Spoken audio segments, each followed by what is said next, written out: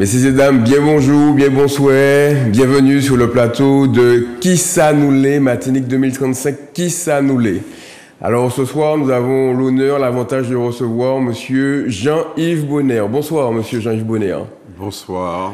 Très bien, bienvenue. Merci. Alors, Monsieur Jean-Yves Bonner, vous êtes secrétaire général de la Fédération régionale du BTP de la Martinique et vous êtes aussi président de Contact Entreprise. Et puis, vous êtes chef d'entreprise et puis vous êtes bien sûr citoyen martiniquais amoureux de son pays. Hein? Tout à fait. C'est ça? C'est surtout ça, voilà. Très bien, très bien. Alors, est-ce que vous pouvez nous décrire un petit peu la raison d'être, par exemple, de Contact Entreprise? Alors, Contact Entreprise, c'est une association du monde patronal qui existe depuis un certain temps. Et qui a trouvé sa place dans un écosystème. Alors c'est assez particulier parce que l'équivalent de Contact Entreprise n'existe pas dans les autres territoires ultramarins. Mais Contact Entreprise est simplement là pour défendre l'entreprise, défendre les entrepreneurs et puis défendre surtout l'esprit d'entreprendre. Et je pense que ce troisième point est très important parce que nous le faisons au travers d'actions passerelles. Alors c'est vrai que nous rencontrons des décideurs politiques et autres, mais nous allons surtout beaucoup à la rencontre de la jeunesse et donc de l'avenir de la Martinique. Très bien. Et en ce qui concerne la fédération régionale du BTP de la Martinique, à quoi ça sert? Qu'est-ce que c'est? Alors, c'est une action qui est la plus corporatiste, mais que nous menons avec les administrateurs, avec aussi un esprit d'ouverture et surtout une volonté de fédérer pour pouvoir travailler ensemble. On sait que c'est un secteur qui est important, mais qui connaît un certain nombre de difficultés à la fois structurelles et conjoncturelles. Et donc, notre mission, c'est d'accompagner aussi les entreprises, qu'elles soient adhérentes de préférence ou parfois, je dirais, non adhérentes. L'intérêt étant général et nous travaillons en fait pour l'ensemble des entreprises et des salariés du secteur. Donc vous avez une vision assez transversale, panoramique du monde économique et social. Oui, alors Contact Entreprise, effectivement, c'est multi-sectoriel, donc on est obligé de s'intéresser à l'ensemble de l'économie martiniquaise. Et puis, dans mes activités à la FRBTP, on est plus centré sur le sujet de la construction, mais c'est un secteur qui irrigue l'ensemble de l'économie martiniquaise. Il y a le fameux adage « quand le bâtiment va, tout va ». Et ce n'est pas usurpé parce qu'effectivement, notre activité a des ramifications partout dans la vie des Martiniquaises et des Martiniquais. Très bien. Alors, je signale aussi que vous êtes un fin connaisseur de la Caraïbe. Hein. Vous développez des activités économiques et bien sûr des relations humaines aussi avec la Caraïbe. Vous pouvez nous dire quelques mots? Oui, alors c'est vrai que j'ai passé une partie de ma vie ailleurs qu'au pays, dans la Caraïbe, notamment dans l'île voisine de la Dominique, voilà, qui m'est chère. Et puis ailleurs aussi, j'ai eu l'occasion de travailler en Jamaïque, un peu à Trinidad. Et donc j'ai effectivement développé des relations humaines avec des amis caribéens et puis aussi avec des connaissances, un certain nombre de décideurs. Et c'est vrai que c'est un univers qui est tout près du nôtre et qui est sous certains aspects aussi très, très différent. Mais la Martinique appartient à cet univers géographique et nous sommes en train de trouver notre place. Alors, c'est pas toujours très simple, mais c'est un chemin que nous arpentons et c'est une construction en cours. Très bien. Alors, vous savez qu'ici, on parle de l'avenir de la Martinique, l'avenir qu'on souhaite, l'avenir qu'on désire, l'avenir qu'on rêve. Et donc, je propose qu'on se connecte tout de suite au 1er janvier 2035. Là, hop, voilà. Hop. Donc, on est passé au 1er janvier 2035. Et vous allez nous dire qu'est-ce que vous voyez, comment vous vivez la Martinique de vos rêves en 2035.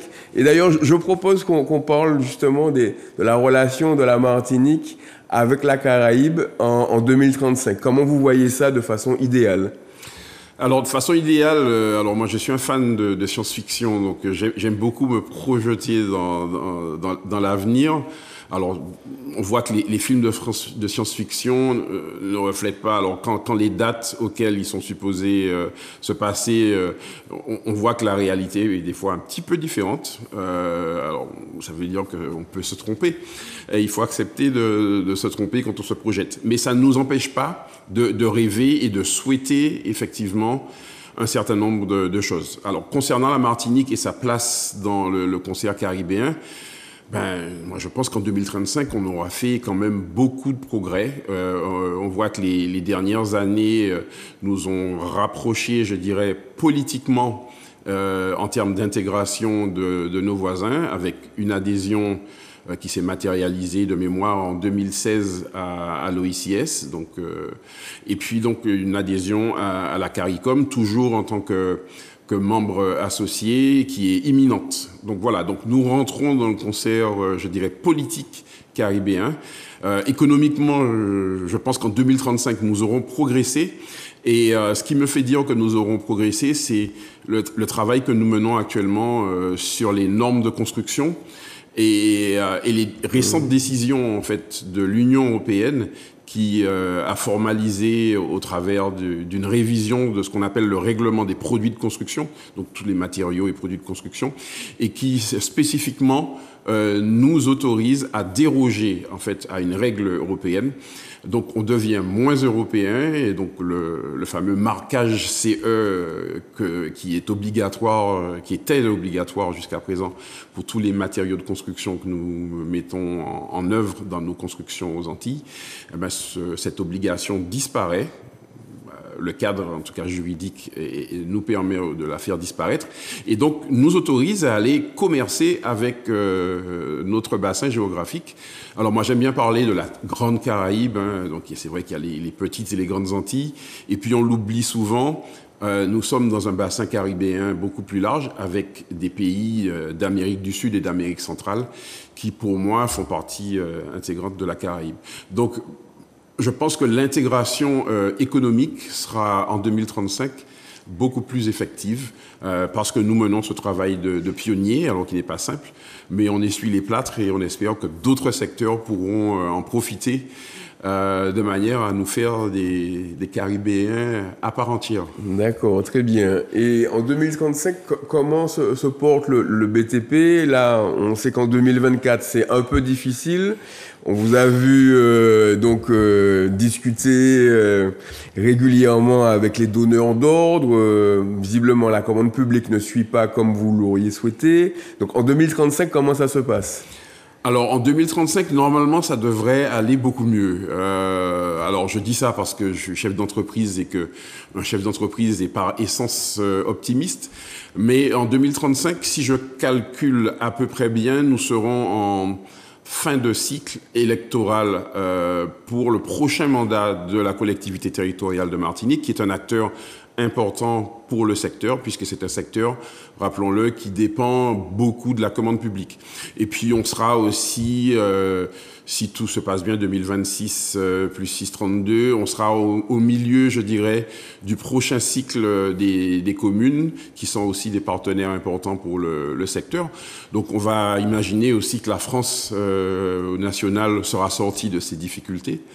Et puis donc les choses iront mieux parce que les financements seront disponibles, la santé financière de nos partenaires se sera améliorée. Et puis nous aurons aussi, nous, puisque c'est un travail qui incombe aussi aux acteurs de la filière, nous aurons aussi achevé notre structuration de filière. C'est un travail en cours qui est passionnant, mais il y a énormément de travail. Très bien. Donc ça ira mieux. Ça ira mieux pour le BTP. Et comment vous voyez donc les relations sociales, donc je dirais à l'intérieur des entreprises, les relations entre les salariés et le patronat, et puis au niveau aussi de la société martiniquaise, comment vous voyez 2035 dans... On dit bien qu'il ne s'agit pas de faire des prévisions, hein. Non. Il s'agit d'exprimer son désir, son rêve. Hein. Tout à fait, nous sommes d'accord. Alors, j'ai quand même la chance aujourd'hui d'être impliqué dans le dialogue social de la branche BTP. dans une position, je dirais, assez intéressante, puisqu'on assure à la fois la présidence et le secrétariat de la commission paritaire. Donc c'est un secteur où il existe un dialogue social. Alors, bien sûr, de temps en temps, on n'est pas d'accord les uns avec les autres, surtout quand on parle d'accord salarial. Oui. On comprend bien que la situation est compliquée à la fois pour des salariés qui ont des revendications légitimes de pouvoir d'achat, mais aussi pour des entreprises qui sont, pour beaucoup d'entre elles, dans la difficulté extrême. Mais ma vision et mon rêve, c'est que ce que nous faisons à l'intérieur de la branche professionnelle du BTP puisse essaimer et puisse donc servir d'exemple à d'autres branches professionnelles. Alors ça négocie un peu, je crois, dans l'agriculture, mais on a eu des conventions collectives, par exemple, dans le commerce. C'est un secteur qui fait un peu le buzz, comme on dit ces temps-ci. Et nous pensons que ce que nous faisons dans le BTP servira d'exemple à l'avenir, parce que nous construisons des choses en responsabilité partagée entre employeurs et salariés de la branche. Voilà, donc on fera des petits, comme on dit chez nous, et d'autres secteurs rejoindront ce beau dialogue social qui est tellement important à la stabilité et à l'apaisement dans notre pays. Et comment vous voyez le dialogue entre les différentes communautés qui animent aujourd'hui le pays Martinique? On vit beaucoup de tensions aujourd'hui, que ce soit avec les Békés, les métropolitains, les Martiniquais entre eux. Comment vous voyez ça? Alors, malheureusement, je pense qu'on sera sans doute un petit peu moins nombreux que nous sommes aujourd'hui. L'érosion démographique que nous constatons, alors qui semble se ralentir, heureusement, les derniers chiffres de l'INSEE semblent indiquer que nous perdons moins vite de la population. Donc on sera peut-être moins nombreux. En tout cas, la structure démographique aura aussi continué à évoluer. Vraisemblablement, on continuera à être de plus en plus vieux en proportion. Mais concernant les relations entre, je dirais, composantes ethniques de la Martinique, je caresse le rêve que les tensions que nous voyons encore aujourd'hui et qui alimentent vraiment des choses assez détestables seront apaisées, mais pour plusieurs raisons. Et je pense que, au-delà du fait que ce soit un rêve pour moi, je pense qu'il y a des raisons assez objectives qui, de toutes les manières, nous obligeront ou nous conduiront à cet apaisement. Parce que ce que nous vivons aujourd'hui, qui est assez dramatique, hein, et pour ceux qui se promènent un peu sur les réseaux sociaux, on voit des choses assez horribles. On comprend que ça n'a, pas d'avenir, et deux, on comprend que ça va... Voilà, ça va provoquer des choses, ça provoque déjà des choses assez détestables. Et donc, à un moment donné, j'ai l'espoir, alors je sais pas quand, hein, on ne fait pas de la prévision, oui. Il y aura une prise de conscience. Moi, je pense qu'il y aura une prise de conscience qui va être assez collective. Bien sûr, il pourrait continuer à y avoir quelques foyers de résistance, mais je pense qu'on va tellement loin dans ce qu'il faut pas faire, qu'à un moment donné, on n'aura pas d'autre choix que d'en sortir et de rebondir. Alors, j'espère que le mouvement de rebond et de prise de conscience sera massif. Et surtout, j'espère qu'on n'aura pas besoin d'un événement grave pour avoir cette prise de conscience. Voilà. Notre travail avec certains, c'est vraiment d'essayer de convaincre un maximum de personnes qu'il faut aller vers cet apaisement sans qu'on ait besoin de passer par quelque chose de grave. Très bien. Alors, je sais que vous êtes encore un sportif, hein? Je crois avoir vu sur les réseaux sociaux des photos de gardien de but, je crois, oui. À l'Olympique du Marin, c'est ça? Alors, et ma question est de savoir, le sport en Martinique en 2035, qu'est-ce que ça donne? Alors, j'ai été gardien de but. Alors, d'abord, effectivement, à l'Olympique du Marin, qui est mon club de départ chez les jeunes. Je suis passé à l'autre club du Marin, donc j'ai tout fait au Marin, donc l'US Marinoise. Oui. club avec lequel j'ai eu la chance d'être champion de Martinique, la première fois de l'histoire du club, c'était très bien. Et puis, en senior? En senior, mais j'étais remplaçant, j'étais le suppléant de Jocelyn Modestin à l'époque, qui était le des meilleurs gardiens de l'île. Et puis après, donc j'ai fait le choix de partir dans un plus petit club, un club de quartier, pour vivre une expérience totalement différente en immersion, donc dans le quartier, on va dire Barrière-la-Croix, Cap-Chevalier, qui est le fief en fait du Santana, qui n'existe plus puisque les deux clubs de Sainte-Anne ont fusionné, mais une expérience humaine extraordinaire. Alors souvent avec la plupart de mes camarades de club étaient plus jeunes que moi, donc je suis allé me confronter à des plus jeunes, à un esprit de quartier, mais qui a une espèce de solidarité et d'envie de faire des choses ensemble, qui était tout à fait exceptionnel. Et puis j'ai terminé ma petite carrière, à l'Éclair de Rivière-Salée, où aussi l'aventure était belle. Donc vous êtes un footballeur averti, et donc le football en 2035 en Martinique, comment ça se passe? Alors, le football en 2035, alors j'espère que le foot martiniquais retrouvera ses lettres de noblesse, et je pense que, sans vouloir donner aucun conseil au président du Quéné et son équipe, je pense qu'il faut réhabiliter le sport chez les jeunes. Moi, je crois beaucoup aux actions que nous pouvons mener avec la jeunesse dans beaucoup de domaines, et je pense que le sport, c'est l'école de la vie. C'est extrêmement formateur, c'est une activité qui donne des valeurs et qui permet de vivre ensemble, qui permet le vivre ensemble. Et ça me ramène à mon expérience donc au Santana, où on a vécu ensemble. Moi, j'étais chef d'entreprise à l'époque, donc on se retrouvait avec des jeunes qui parfois encore se cherchaient professionnellement ou socialement. Mais cette mixité, ces rapports francs, humains, m'ont beaucoup plu. Et je pense qu'il faut redonner dans le sport toute sa place, mais chez les jeunes. Non pas qu'il faille négliger nos matininos qui sont une vitrine en fait du sport aussi, mais je pense qu'il faut accorder beaucoup plus d'importance au sport chez les jeunes. Et je pense qu'on a beaucoup à gagner en termes de territoire, à redonner cette fierté un peu aux jeunes. Moi, je me souviens, juste pour terminer sur le sport, de l'époque où j'étais au lycée de Trinité, et où dans le France-Antilles, alors c'était pas le lundi, on était relégué au mardi, mais le mardi, il y avait les résultats des matchs de foot de jeunes.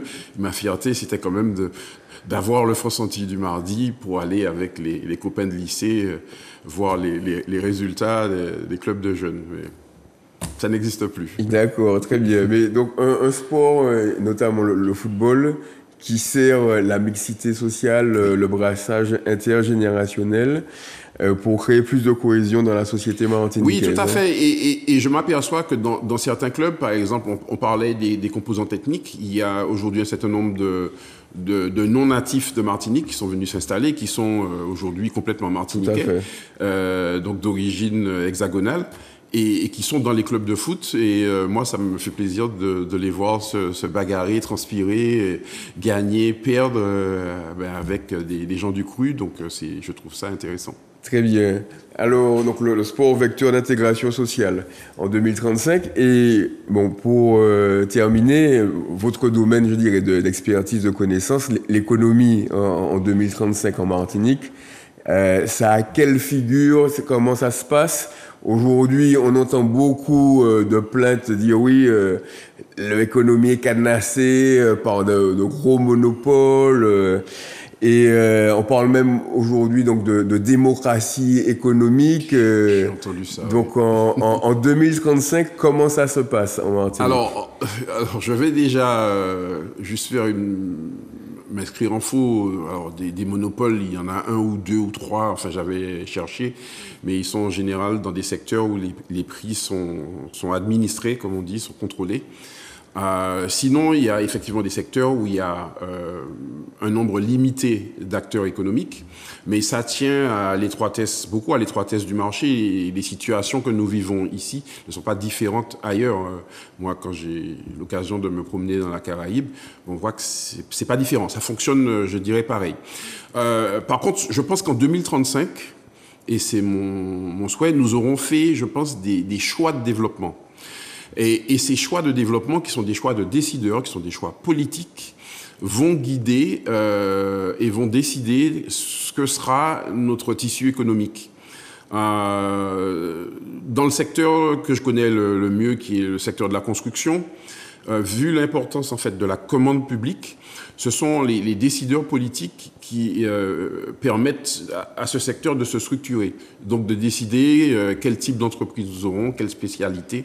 Et donc, à un moment donné, j'ai l'espoir que les milieux économiques et les milieux politiques et les milieux associatifs auxquels je pense qu'il faut accorder beaucoup d'importance auront créé ce projet Martinique. Alors je sais que le terme projet a été source de taquinerie, je veux dire, récemment, mais je pense qu'il faut construire ce projet Martinique. Il y a des projets, mais il faut aujourd'hui en faire un qui soit beaucoup plus consensuel, qui soit partagé, et qui va donc décider de ce que sera notre économie. Mais comme je suis optimiste, je pense qu'on aura fait de vrais choix et puis qu'on aura des champions économiques, qu'il s'agisse de groupes plus anciens, structurés, mais aussi des start-up. Nous sommes dans le monde. L'activité économique est aujourd'hui mondialisée. On peut faire beaucoup de choses en étant ici. On a des champions, je dirais, chez les entrepreneurs, hein, des gens bien câblés qui ont beaucoup d'ambition. Et je pense qu'on va faire émerger de très belles entreprises.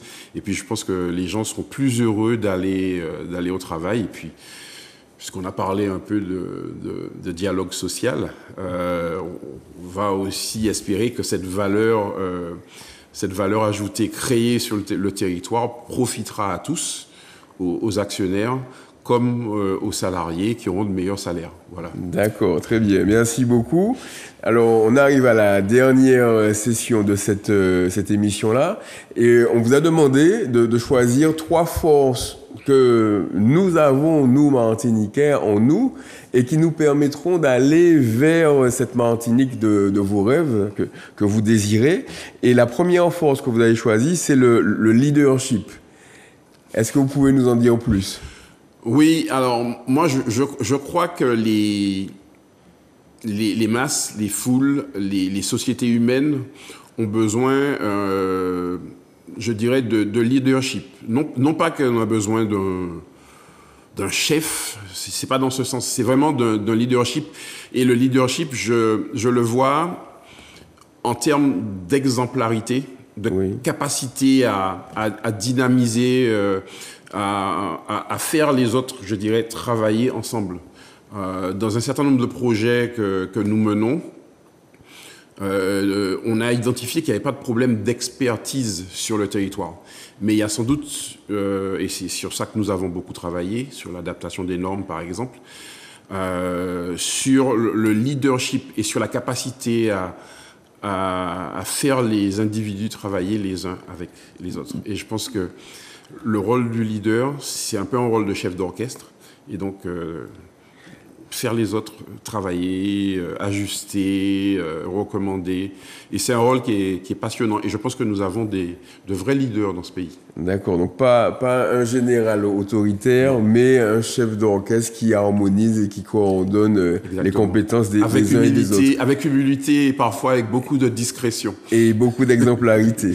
Tout à fait. Et donc, la deuxième force que vous avez identifiée, c'est ouverture d'esprit, jugement et pensée critique. Pourquoi ? Alors, jugement m'a un peu gêné parce que je pense qu'il ne faut pas être spécifiquement dans le jugement de l'autre, mais l'auto-jugement ne me pose aucun problème. Je pense qu'il faut qu'on soit ses propres évaluateurs. Par contre, sur tout le reste, l'ouverture, ça me semble être indispensable. Nous, Martiniquais, trop souvent, nous pensons que le monde tourne autour de nous et c'est vrai que nos problématiques, on pense qu'elles n'existent pas ailleurs. Or, sur tous les sujets auxquels nous faisons face, il y a des expériences qui se conduisent ailleurs, réussies, moins bien réussies, et je pense que on sera mieux en 2035 parce qu'on aura décidé de s'ouvrir au monde, d'ouvrir nos esprits, surtout que nous avons la chance d'avoir énormément de Martiniquais disséminés partout dans la Caraïbe, dans le monde, et qu'ils constituent en fait une diaspora que nous n'utilisons pas assez aujourd'hui. Et je suis sûr que ces Martiniquais qui sont en Chine, à Barbade, au Canada, seraient tout à fait heureux de participer à l'évolution de notre pays. D'accord, très bien. Et puis la dernière force que vous avez choisie, c'est la citoyenneté, la responsabilité, la loyauté, le travail d'équipe. Ah oui, ça c'est tout ce qu'il faut. La citoyenneté, c'est essentiel, c'est l'acceptation des règles de vie communes. La loyauté, c'est la loyauté au projet, la loyauté à l'équipe, la loyauté à la Martinique. Et ça, c'est pas négociable. Et je pense que si nous sommes loyaux à nous-mêmes, à ce que nous voulons, à ce que nous aurons décidé ensemble, eh ben, il y a pas de raison qu'il y ait de trahison. Et comme disait Fanon, choisissons notre destin et ne le trahissons pas. Très bien. Ben, écoutez, merci pour cette conclusion. Merci, monsieur Jean-Yves Bonner, de nous avoir livré votre vision de la Martinique idéale. Alors, on aurait pu rester encore quelques heures à discuter avec vous. Et on vous réinvitera. Merci. Dans les prochaines éditions. Donc, merci aussi à vous, téléspectateurs, téléspectatrices, de votre attention. Et je vous donne donc rendez-vous la semaine prochaine pour un nouveau numéro de Martinique 2035. Qui ça nous l'est? À bientôt.